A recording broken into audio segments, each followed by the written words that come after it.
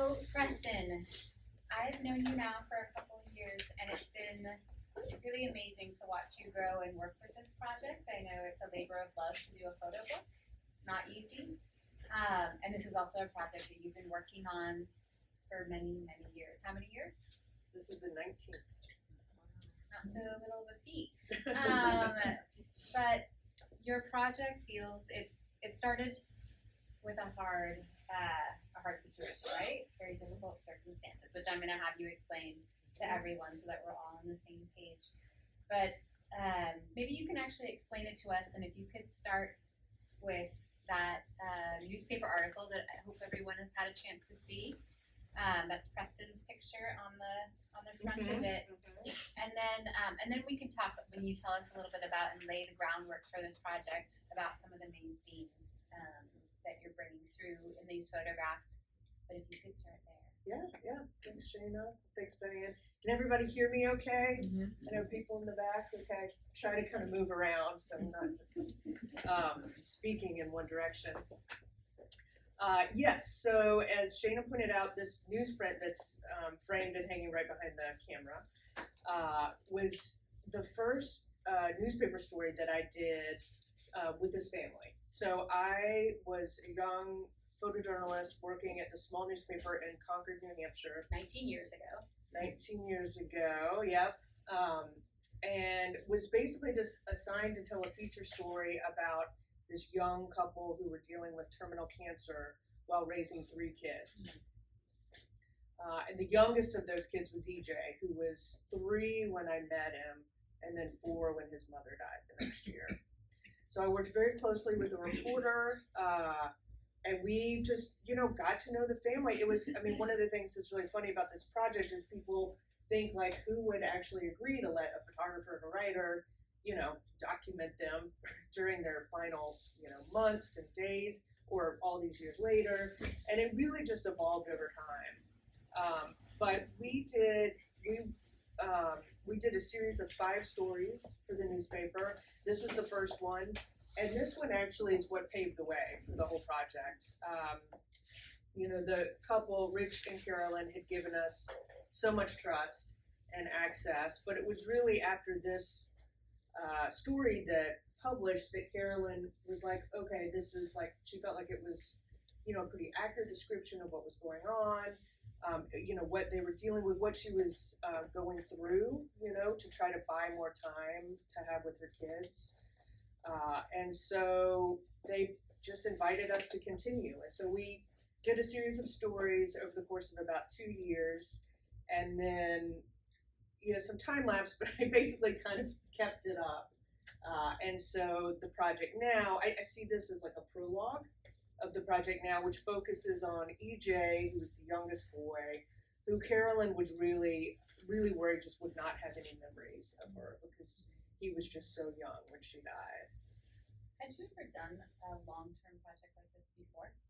I have done certainly nothing like this. And this is conversational, just so we're all clear. Like I'm really curious too about how this. I know some, but I want to know details because I think I find this fascinating that you were assigned the story, right? And I'm guessing the family was somewhat beloved in that community to be able to.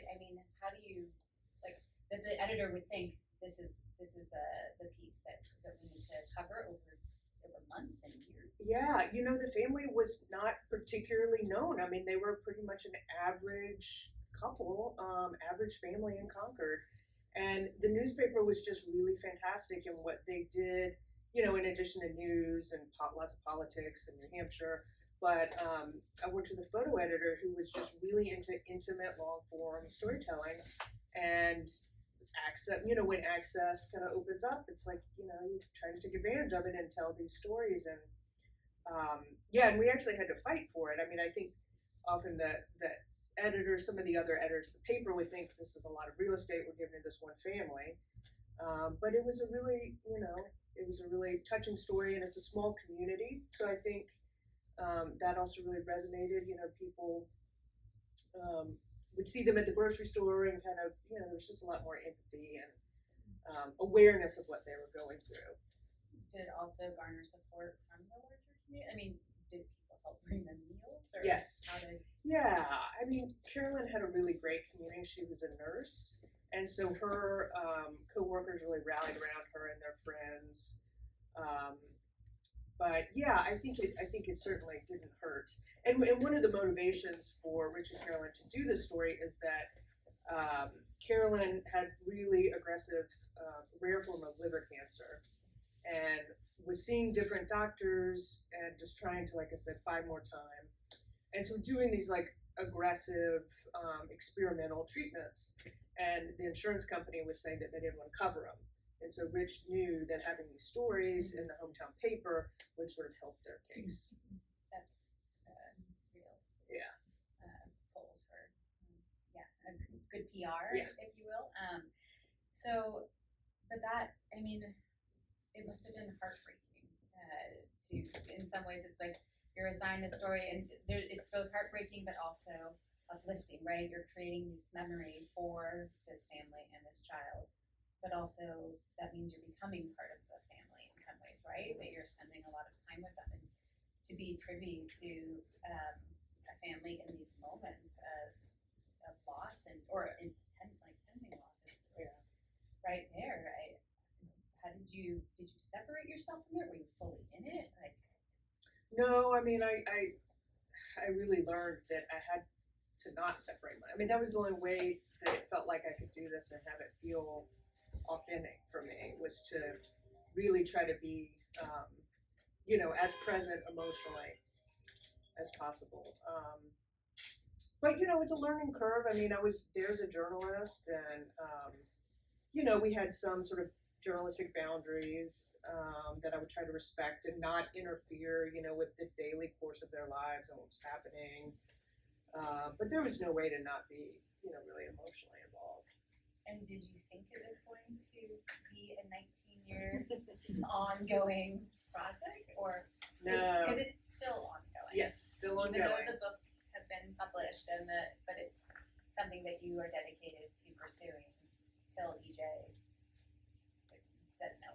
Yeah, I mean, it's always, they have a lot of power in this dynamic, which I think is also really interesting. That, if historically it was Rich really who championed it and allowed it to happen, supported it. And now that EJ is an adult, it's up to him.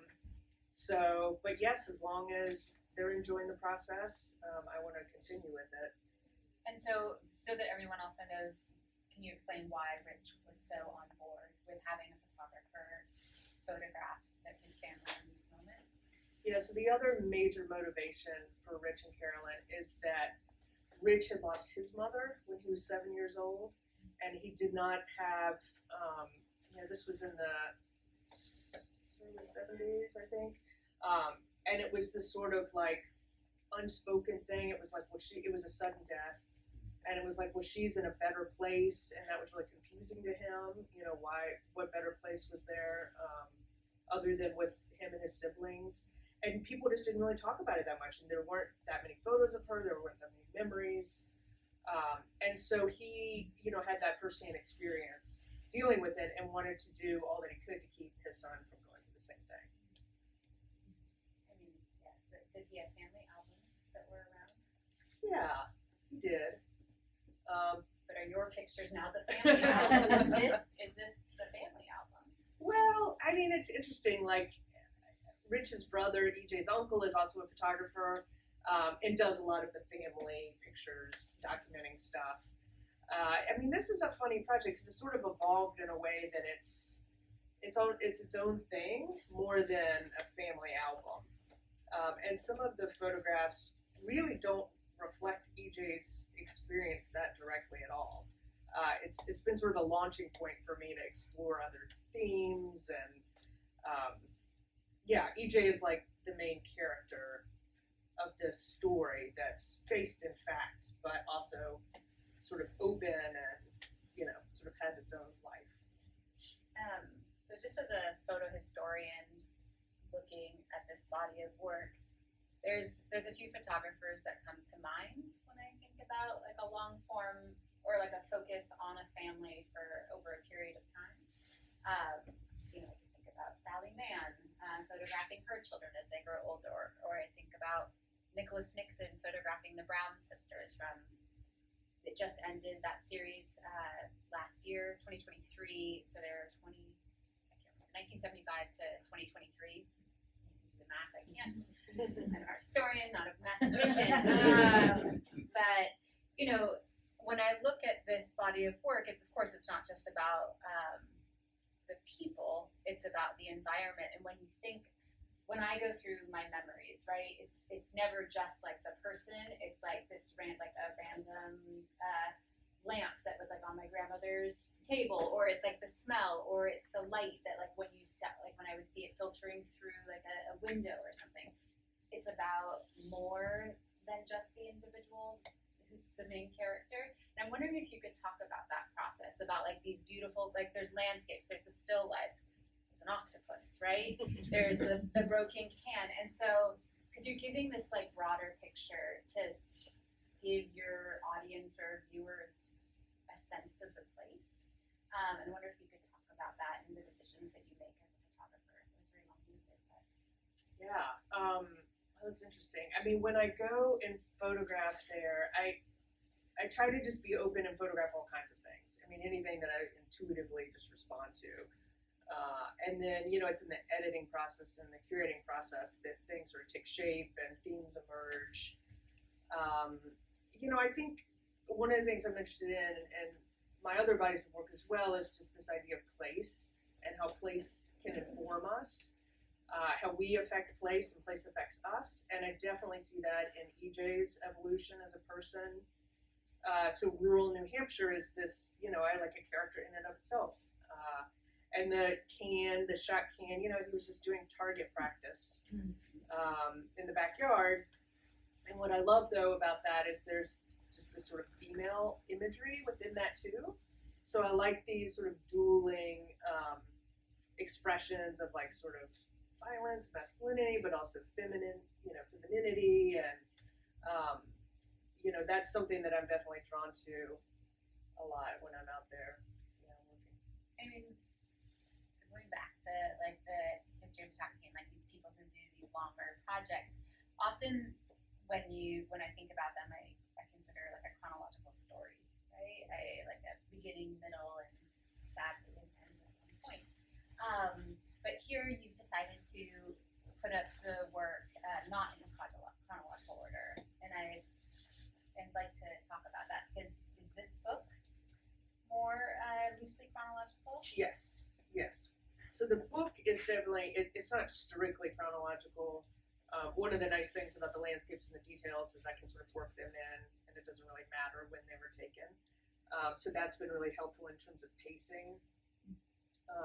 But yeah, I mean, EJ is definitely growing up, and you know, there's some photos where he looks older than he is, or he looks younger than he is. But yes, for the most part, he's like aging over time throughout the book.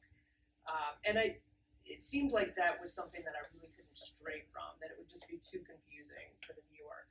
So one of the things I was excited about when we started working on this exhibition was being able to kind of throw that out the window. Because, you know, when you go through an exhibition, people kind of bounce around, right?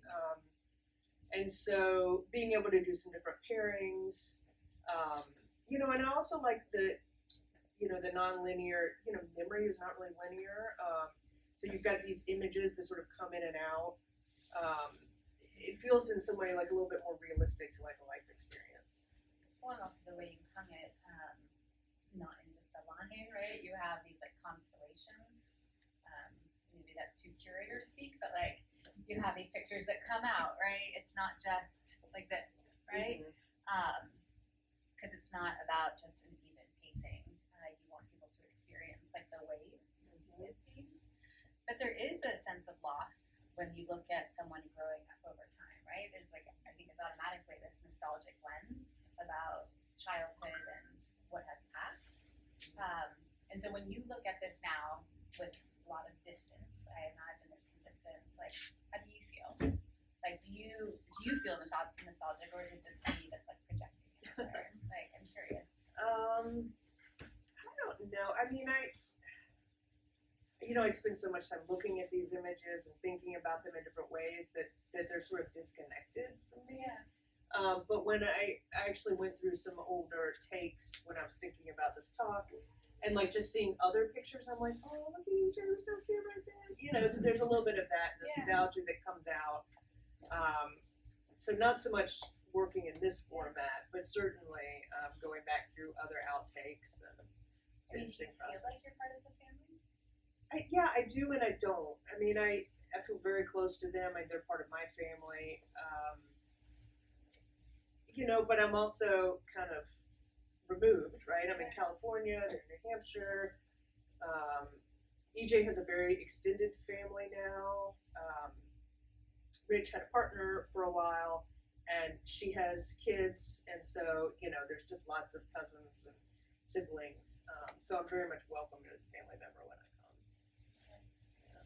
And I am wondering if you can actually talk about like a picture, because it's one thing to see all these together, but I know you're the one who actually experienced this, right?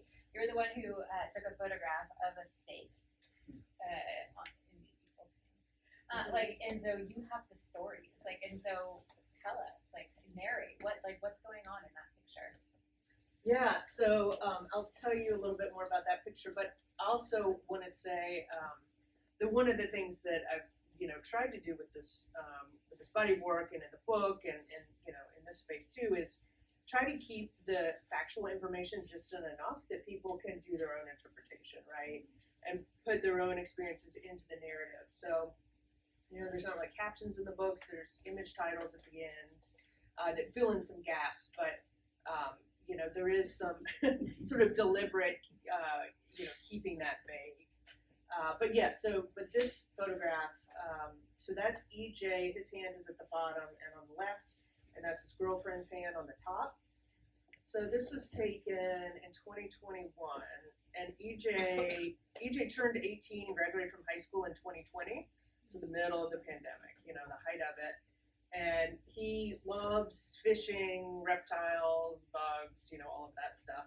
And so one of the things that he was really looking forward to when he turned 18 was being able to handle snakes at the exotic pet store. I guess they won't let you do it unless you're 18, at least this particular one. And then during the pandemic, they wouldn't let you handle the snakes because what if you gave the snakes COVID? Just these weird rules. So he had these two barriers. And then when he finally turned 18 and, the pandemic was somewhat easing up, he and his girlfriend drove down to the pet store and just handled it. So it's scanning these pictures and there's just all these hands of them with these turtles and snakes, and they just loved it. So I thought it was just this cute, funny date photo, basically. But also, sort of like a can, there's these two kind of competing imagery of snakes, which can often be seen as, venomous and dangerous and fall of Adam and Eve and all that stuff. And then this real sort of delicate, this small snake and just this delicate touch. They were just so gentle with all of them. So I really liked that. What is the process of making a book? Lots of editing. So you had however many 19 years of pictures. I know some people have their methods where they print out 4x6s of older pictures, they lay them out, and then they edit it down. What did you do? Are you an online person Are you physical? Because that's a lot of material. And start with how much material you were digging through. I always forget to look this up because I always get asked this question. I mean, it's tens of thousands of photographs probably. And analog and digital, or all digital? No, it's all digital. Thank God. It's hard enough to fund going to New Hampshire a couple times a year. I couldn't pay for film too. So the older images are sort of easier because I've had time to live with them. My partner's an editor, so we spend a lot of time going through. So in some ways it's sort of edited itself over the years. It's the more recent work that's harder when it's so fresh and new. With the book, it was fun because I went back through pretty much all of the old takes and was able to find the huddle, the picture on the soccer field. That was one that was just, I didn't remember, and it never, got tagged It never had another life. It was just a pure outtake. But it was like, oh, I like this, and it's got this sort of sense of community, and color works really well. So there were a few outtakes. The octopus is another one. That one's amazing. I really enjoyed that picture.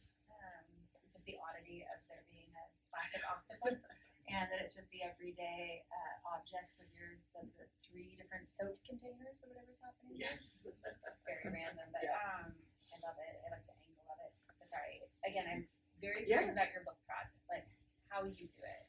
Yeah, so I do like to make prints, so like 5x7 or something, and then I have a studio that's got like a long bulletin board, and I just tack them up and sort of working out a sequence that way, and then doing different iterations of book dummies, and then worked very closely with the publisher, Stu Smith at Gost, and so he and I would do some more editing and the sequencing, and yeah, I mean, it was like a year and a half maybe of pretty active editing and sequencing. And when was a book the goal? You know, I think I started mentioning the book because people would be like, what are you doing? Like, these stories ran years ago, you know, Carolyn's been gone for a number of years. I think it was probably around like 2016, I remember sort of tossing that out, like, oh, I don't know, maybe I'll do a book. You know, but I didn't really know. I mean, I did my first book in like 2014, so I knew that was a form that I really liked, and I thought that this would work really well. You know, just the narrative nature of this project, and you know, books are just inherently narrative. So I started working more toward that. Probably in 2018, I did that artist residency at Lightwork, and that was really, really influential of like starting to think about it in that way. I have to say, I quite love the landscapes that I see around here. I mean, not only is like SFMOMA loves photographs of Western landscapes, but I just think you have a really special way of picturing them in a really beautiful sense of light. I'm wondering if you could speak to one of the landscapes, and then I have another question after that. Okay, great. Yeah, so the one next to the soccer huddle picture, with the tree and the roots, that I made a few photographs at Franconia Notch State Park. I don't know if anybody's familiar with New Hampshire, but up in the White Mountains. It's actually the old man of the mountain that was like on the coin. It's like their logo that fell, that granite face. I don't know what you're fell. talking about. This is all like West Coast. Yeah, but I will say I did write a dissertation chapter on the Bierstadt brothers, who did 3 books on the White Mountains of New Hampshire. Oh, okay, so I'm cool. very Okay, yeah. frustrated that I have no idea what you're talking about. Well, I'm sure that that's in there. The old man in the mountain. I'm from New Hampshire, that was a big deal. Okay, there we go. There we go. Yeah, so it's called the Granite State. I mean, the whole area is just rock. But it's just, you know, beautiful landscapes. And there were a couple of trees that I photographed that had these interesting things where the roots would go over the rocks trying to find water. And one tree, like, actually germinated on a rock, I think, a seed. And so it's just literally this tree that looks like it's growing out of a rock.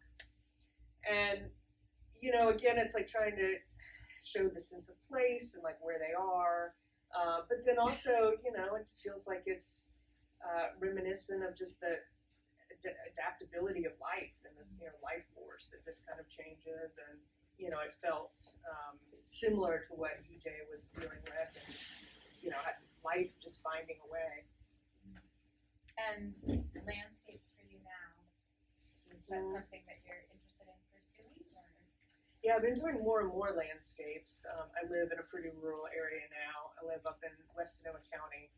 And so, you know, just thinking about the land, and obviously like climate change now where we're so impacted, so much more aware, I think, of our environment, that's definitely found its way into my work a lot more. And is it different to actually photograph the place that you're living in? Because I mean, you did live in New Hampshire, yes, but then you moved and then you've been going back twice a year? Yeah, about that. Is that right? And so now to actually photograph in your own life in some ways? Yeah, I find all of my projects, I think, sort of have started from where I was living at the time. Yeah. So I'm not really sure what that means.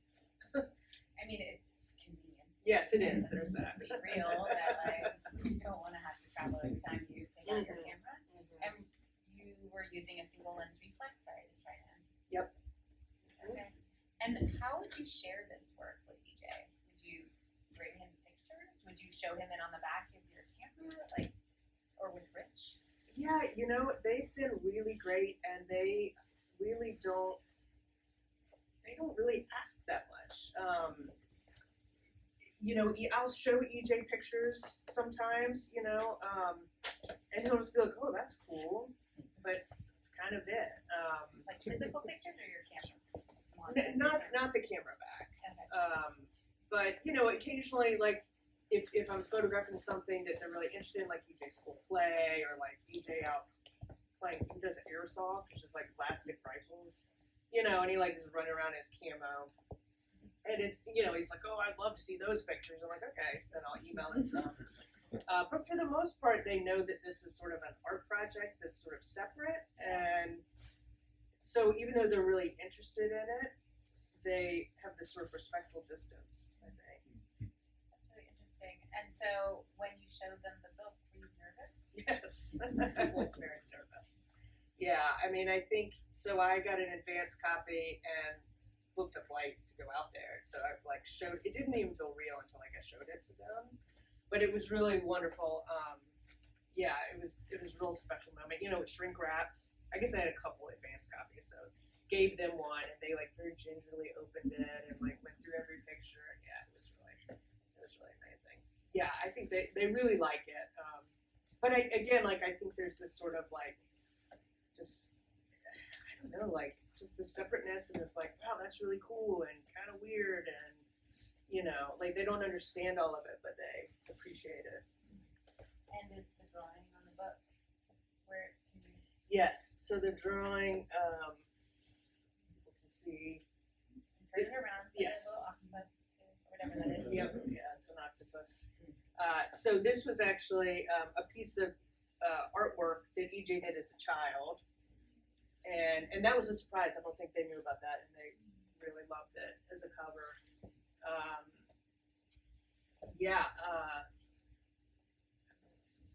But And Remember Me came from that headline. Yeah. that's heartbreaking. That's it's also a mother. It really hurts to think about that, or thinking of, to know that she knew that she wasn't going to be present, and have a clear, definitive timeline about when that the life expired. That's okay. I'll stop with that because I'm just what's happening in this? This is one of the photographs that have a story. I'm wondering if you could speak to it. So this wall, hopefully people will get a chance to look if you haven't already. It's a whole wall grid of photos of EJ sleeping. And this picture was taken in 2015, and that's the first one. And I think actually Rich had gone to check on EJ, and I was at the house downstairs in the living room, and Rich came back and he said, "Oh, you should go take a picture of EJ right now." And usually that's not the best thing when someone's like, "Oh, you should go take a picture of this," but it was like, "Whoa, he's right." And so then it ended up, just starting this little theme that we would do, and I talked to, they know it's sort of a recurring motif in the book, and so I talk to EJ now. I don't just pop in his room and photograph him sleeping, try to make it not super creepy. But I'll talk to him and just say, "Hey, I may come by early in the morning and take photos of you before you wake up, if that's okay." So we definitely, especially the older he gets, try to. Yeah, I can't imagine that would go over well for a teenager. I know. At all. That seems He's fine. Yeah, no, I just have to be quiet and not wake up the dog, because then the dog will wake him up. So I have to sort of sneak in. And then in the book we start the narrative with a picture of Carolyn and EJ sleeping, and so it's a way that I can connect him back to her throughout the book. And actually, you said something that I loved one of the first times I think I showed you this work. Do tell. What did I say? That when I was explaining that there's pictures of him sleeping throughout, and you said, well, yeah, that's when you heal, is when you sleep. I was like, wow, that's so true. So I love thinking about it like that too. I also tell my kids, like, that's when you grow. Yeah. But I also think that waking up is, you never know what the next day will bring, right? And so it's this like moment of potential, of pregnant potential. I feel like every morning every day that you can begin. But anyways, yeah, no, I feel really moved by this project, and I find it really, I just find it really layered and really sad, but also really beautiful, and how you show like these details. Let's say, for example, this car, right? So the lining is shredding or whatever you want to call it, but it's also like the way that you like go in on it and move so closely in, and it's the soft lighting. So I almost feel like this emotional attachment to like a shredded car, like I don't know, it's like crazy that I would feel, but I feel really moved by it. I think like all of it is all about time, right? It's all about like this loss that's about that it has happened, and that in everything there will be loss, and nothing ever stays the same, right? Emotions, people, the things around us, the trees, everything will change day by day. We just might not notice it. So I just have to say, kudos. This is good. And I'd love to hear why you put the fabric there, or is it blow up vinyl? I'm not sure. Yes, so that is a scan of the couch fabric. Yes, exactly. So the photo, the one that's sort of the most iconic of the project is, Carolyn sitting there watching EJ play at the window, and that was when she was undergoing chemo and like not feeling good at all, and Rich had gone on a business trip. And they had a creek outside, a river, and EJ wanted to go outside and play, and she couldn't take him out because she couldn't keep up with him, because he was bouncing off the walls as a toddler. So that couch, which they still have, they had a couch and a love seat, and it just kept sort of showing up, and I don't know, it feels so like homey and familial. And it also became sort of like sleeping, just this thing that would sort of punctuate through the series and just keep recurring. And so we decided to make this like sort of faux fabric wallpaper as a backdrop. It's like an icon. EJ's photograph right there, right, with the gold background. I feel like it's a Byzantine icon with the dark like background, the cloth background behind it. Really beautiful. So I told you who I think about in terms of the history of the medium. I'm curious about your influences. Like, who did you think about, whether it's literature or cinema or photographers? Yeah, I mean, I certainly look at photographers a lot now when I'm working, but originally it was film. The Michael Apted 7 Up series, I don't know if people still know that, but it was started, so he was a young director, and they did a series of British school kids starting at age 7, and then would film them every 7 years, and I think the last one was 63, that's right. And then Michael Apted just died, so I'm not sure if there's going to be another one, unfortunately. But that was something that I saw pretty early on and was like, whoa, that's amazing. So I love these, Boyhood is another thing, Richard Linklater's film. I was already working on this a little bit, but when that came out, it was like, oh, well, maybe I'm kind of onto something. Like, that was so well received. And then, Larry Sultan's pictures of his family, Doug Dubois, Alessandra Sanguinetti. And over time. And have you photographed your family over time? Not so much. It's easier to photograph someone else's family.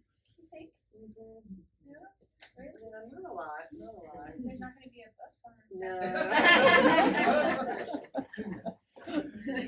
We'll have a discussion here.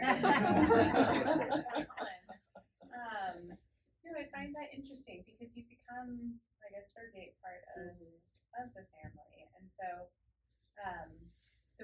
out, I mean, now how many hats are you wearing right now? You're still a photojournalist?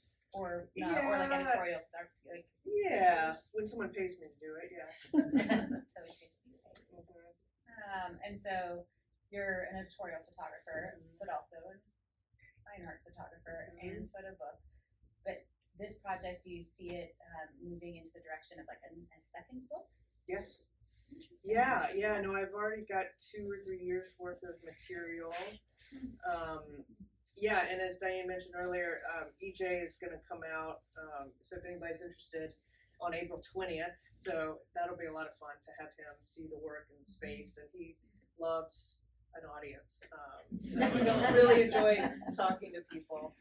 Everyone's been really fascinated with him. How is he able to tolerate you taking all these intimate photos? And I try to point them to the interview in the book, but then he'll be here in person, even better. Yeah. Like he likes to ham it up, or Yeah, he doesn't really ham it up, but he did. He got into drama in middle school, and that was a major relief for me when he did that, because then it was like, okay, usually drama people like to be photographed, right? they do. So yeah, that was definitely like a sigh of relief. And he doesn't do that anymore. Yeah, I don't know. I mean, I think a lot of people really just want attention, want to be heard and seen, right? That's sort of a major tenet of photography, certainly in journalism. And so I think there's a lot of that if he just sort of enjoys like someone who, appreciates him and, is creating this crazy like art project around him. Yeah. Do you think he thinks it's crazy? Well, no. It's funny, I don't think he thinks about it much at all. Yeah. Like you probably do enough thinking. Yes. Just to Yes, definitely. But yeah, there's an interview in the book with his father and I, and yeah, he's just really chill about it. And he's like, oh yeah, cool, you can come take pictures. It'll be great to see you. And it's mostly a personal relationship now. I just have my camera. And yeah, he just really takes it in stride. Have you taken selfies with him? I was surprised I didn't see a selfie in the back. I know. I thought I about kind of it. wanted it, but that's okay. Yeah. You and the whole thing. I know. There are some. Yeah, I know. I tried like photographing him like as he was shaving with like my reflection in the mirror, but it was all kind of hokey. Yeah, a little forced. Yeah. But I think I'm apparent in these pictures. I hope people can see see me there and see other aspects of their life. Does anybody have any questions for Preston? So you said you go to New Hampshire like twice a year. Do you go with an intention in mind, or you just go and observe, or do they have any plans if they're excited to show you or to have photographs? Yeah, sometimes it's a mixture of both.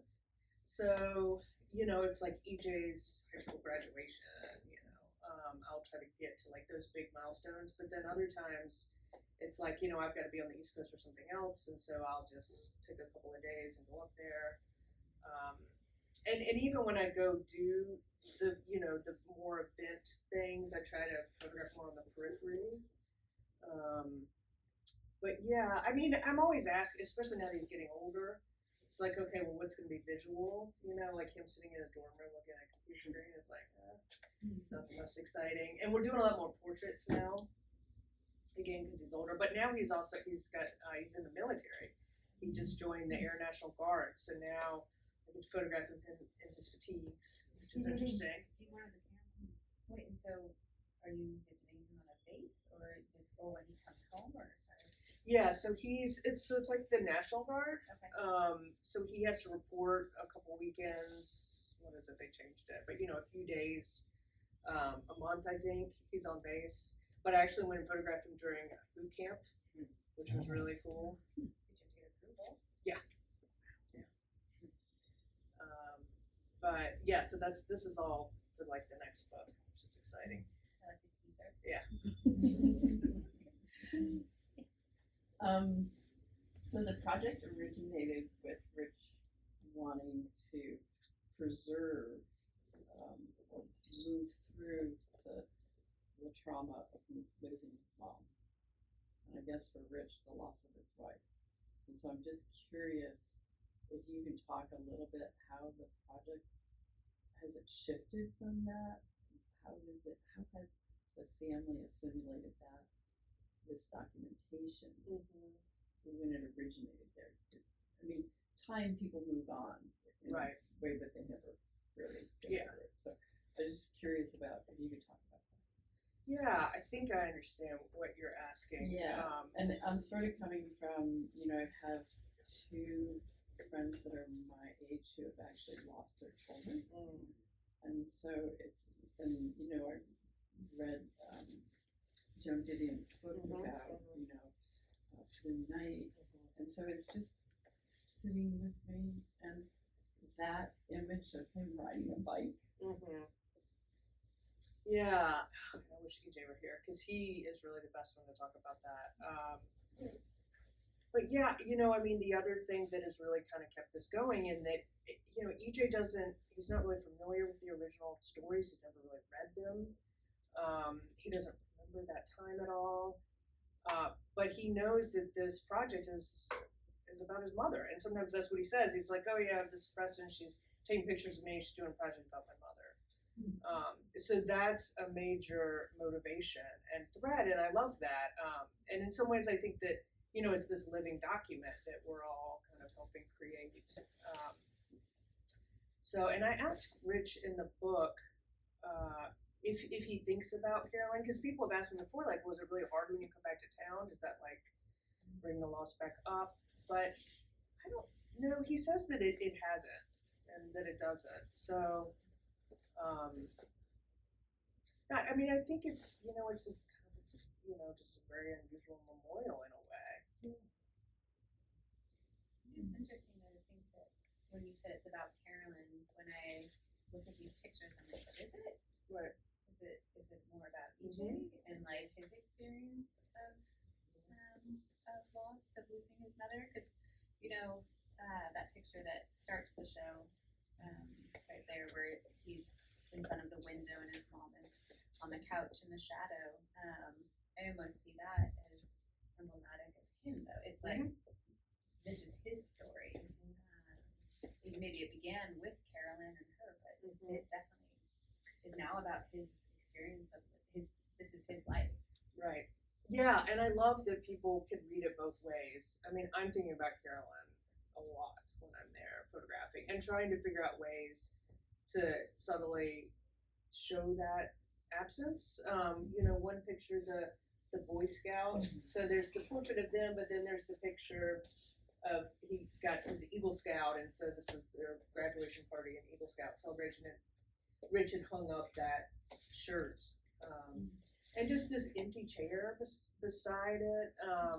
There's a few times where I'll sort of like, picture space like where Carolyn would have been. Just trying to show that.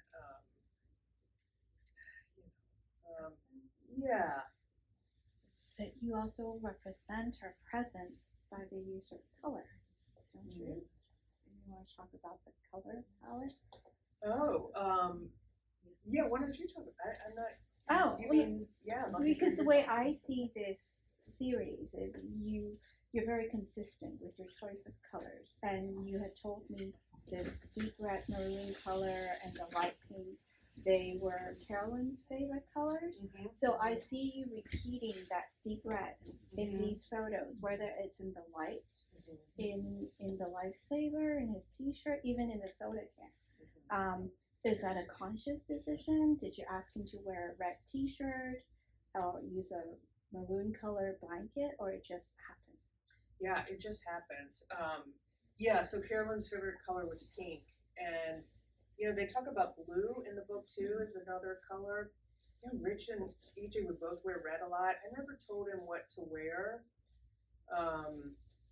but yes, I do think that can be another way that you see her presence, and it certainly helps with editing as well too. You've got all these photos you're trying to certainly a good pop of color that just feels like it fits, helps give it life and keep it in. I really see the color as one of the threads that weaves through all these images over the last almost 2 decades. To me, it's amazing because you're working with 20,000 images, and yet you see it. You see it in every part of it. The color, you don't lose. I mean, even in these more earth tone, they're all very warm and they play off each other really well. Amazing. You kind of touched on this. I'm wondering about the milestone moments, and I mean, you have some milestones just of what I would consider boyhood. You know, you have the shaving and the bike and the Eagle Scout, but there is no birthday or graduation. So did you purposely avoid the more standard milestones that we might expect in the family album, or how did you think about those kind of things? Yeah, I mean, I like to, you know, I will often try to be there during those milestones, but yes, I usually try not to photograph the actual thing. I mean, the graduation, it's just sort of strange. It's a picture of them. So I told you he graduated in 2020. He was really lucky to actually get a graduation. So they held it at the baseball stadium, and this is all the graduates were lined up and socially distanced. So you know, that's the most, I think, kind of milestone-y. And then, you know, the Eagle Scout shirt. I mean, I guess that's the thing, is like, I, you know, want to make sure that it doesn't feel too much like an album, right? That it's not, I think when you get these pictures that are expected, they're also just resolved so quickly that people move on. So, you know, keeping some of that ambiguity up. But, you know, there's one of the sleeping photos, the one where he's on the couch, like looking at a little video game thing, was actually Carolyn's birthday. So I'll, you know, for a while I was trying to go back during that time. Mother's Day I've gone, Father, you know, it just all kinds of, yeah, the Mother's Day Diane pointed out, that was from early on, but they were planting a tree. That was the first Mother's Day after Carolyn died. Yeah, so there are definitely some milestones in there. It's just a little bit less obvious, hopefully. And there's the pink flowers on the tree. Yeah, exactly. Yes. He is one of how many siblings? 3. And was there ever a thought of involving the siblings in any of the pictures? Yeah, so the 2 older siblings had a different biological father, and they were a good bit older. So by the time I started really going back and focusing on this, they were just grown and out of the house. Yeah. So it just seemed more naturally. It was mostly Rich and EJ at that time. Could you talk a little bit more about that octopus image? Oh. What happened in the picture? What's happening in it? Yeah. So that's a toy. Sometimes it's not obvious to people. It's a plastic octopus. So EJ has always loved octopuses. I can never remember. So, you know, it appears on the book. He's studying marine biology. And so I was there at the house. I think it was the night before Carolyn died. And we were just sort of camped out at the house. And, you know, there's just all this activity, you know, hospice nurses and friends and all the kids and, you know, aunts and uncles. And, you know, there's just some sort of chaos, and he's a toddler, and he just put his octopus on the sink, I guess. And I walked in and saw it and went back to get my camera. And then, you know, didn't really think anything of it. It wasn't storytelling enough to run in the newspaper. But because the octopus has been such a huge part of his life and is reappearing, it made sense. It, you know, just helps tie other things together. So there's also an octopus in this picture of him sleeping. You can sort of see faintly there's an octopus poster in the background. So again, it's just this little like eating motif. It's just kind of nicely ties things together. Yeah, I mean, but again, I think it's like, you know, that house was so full of life, like ironically, even though, and that's what she wanted. She was able to die at home.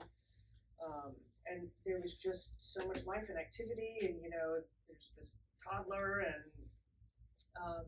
so to me, it just sort of shows a little bit of what it felt like there during those last couple of days. And you were there. Yeah, and that was all part of the series in the newspaper. Yeah, but not in this work. No. Yeah. It's really exciting to be part of that kind of moment. Oh, I'm not yeah, sure definitely. I can do that. Yeah, no, it was definitely life changing, and it really cemented my bond with them, and it was one of those things after going through that with them, I couldn't imagine like losing touch with them, and that was part of part of my, motivation to keep doing this project was a way to ensure that, we stayed close and I could keep, visiting them.